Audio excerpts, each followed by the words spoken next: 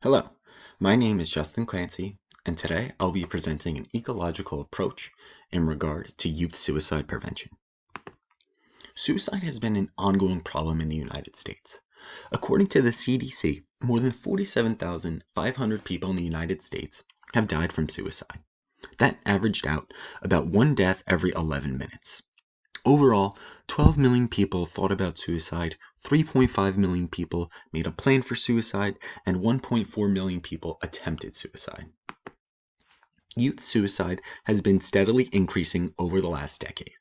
While the CDC reported a stable period from 2000 to 2007, there was a 57.4% increase since. With this increase, suicide is now the second leading cause of death in adolescents and young adults ages 15 to 24. Youth suicide is more than just a single death statistic, but is also impactful on many social levels. Families, peers, and even communities can be affected for an extended period of time. These rising numbers are a direct reflection of the country's overall mental health status.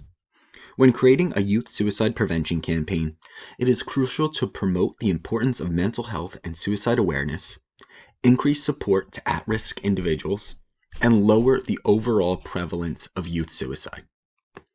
The causes of suicide among youth are often complex with many variables. However, with this particular age group, it is key to note the body and brain are in a critical period of transition and significant cognitive, mental, emotional, and social change.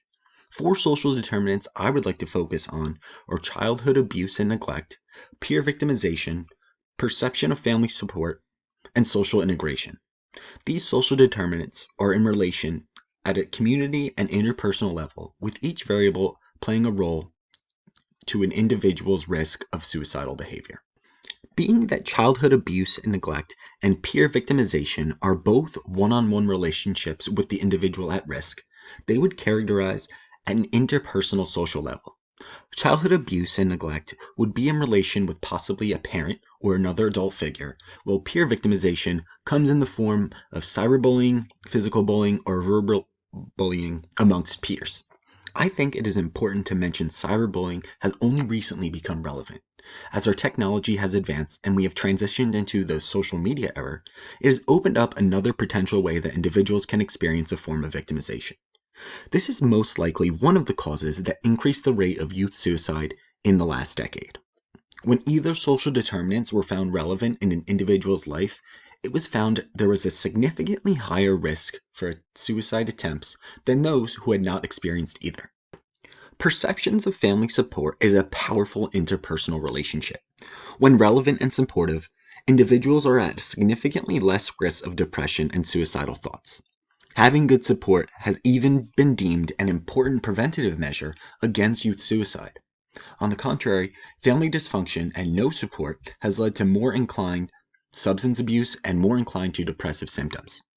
This is an example where we see how mental health is affected by a social determinant and how it can potentially lead to a higher risk of suicide. Unlike the other previous social determinants, social integration is in relation at the community social level. This involves more than personal one-on-one relationships, but how the individual fits in amongst their peers.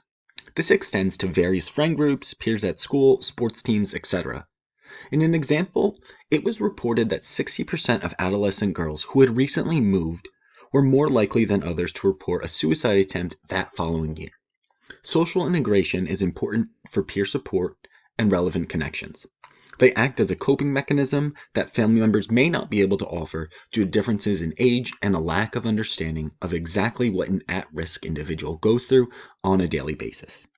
When this luxury of social integration is absent, individuals tend to feel isolated and hopeless, which lead to depression and suicidal thoughts. One theory-based approach that can be applied to the health promotion campaign about youth suicide prevention is the social cognitive theory. The social cognitive theory has three elements: behavior factors, personal factors, and environmental factors. Cognitive factors, in terms of a personal relationship, deal with individuals' knowledge on their current mental state. A health promotion campaign would increase their knowledge on themselves and help individuals understand why they are feeling the way they do and what they can do to put themselves in a better mental health state. This ties into behavior factors. This particular campaign would provide and promote assets such as access to a mental health clinic that could teach coping mechanisms to deal with depression and suicidal thoughts. Lastly, environmental factors extend beyond just the obvious family members, but would also include reaching out to medical care providers and requesting screening and assessing for depression and suicide. Considering that youth suicide is a nationwide problem, a community organization model is the perfect way to empower local communities and improve health. A perfect example of the community coming together can be the implementation of a social media platform that individuals are able to gain knowledge about suicide prevention, get help through online professional support, and even anonymously chat with others going through similar experiences. This helps identify an issue amongst the community, strategize how to go about the health problem, and successfully achieve their goal in helping individuals. Having a community behind your back is not only self-assuring, but also lets the individual know they are not alone and there is help. The message effectiveness of the campaign should have an emotional appeal, as well as a sense of a tailored health communication. As previously mentioned, suicide does not only impact that particular individual. Suicide has an emotional toll on family members, on friends, on classmates, on teachers, and even other members of the community that the individual may not realize could be impacted. Through this campaign, the knowledge learning section should educate the individual on the domino effect of suicidal actions and the impact it can have on other people. Along with an emotional appeal, this should feel as though it is a tailored health communication. Mental health is no joke and is only truly fully understood by someone else who has personally been through it. The message should feel personal to the individual, and it should feel targeted at them who may be going through an isolated period and may feel lost. The success of the campaign should be evaluated on 3 measures. With the increase in awareness and knowledge amongst a given community, the prevalence of youth suicide should take into account mortality rates, suicide attempts, and overall suicide thoughts. The critical success of the campaign would measure the likes of the before and after of mental health status of the community, as well as the overall perspective of suicide. Ideally, in a perfect world, the overall mental health should increase, the prevalence of suicidal thoughts should decrease, and the amount of suicidal attempts and deaths should diminish. Thank you for your time.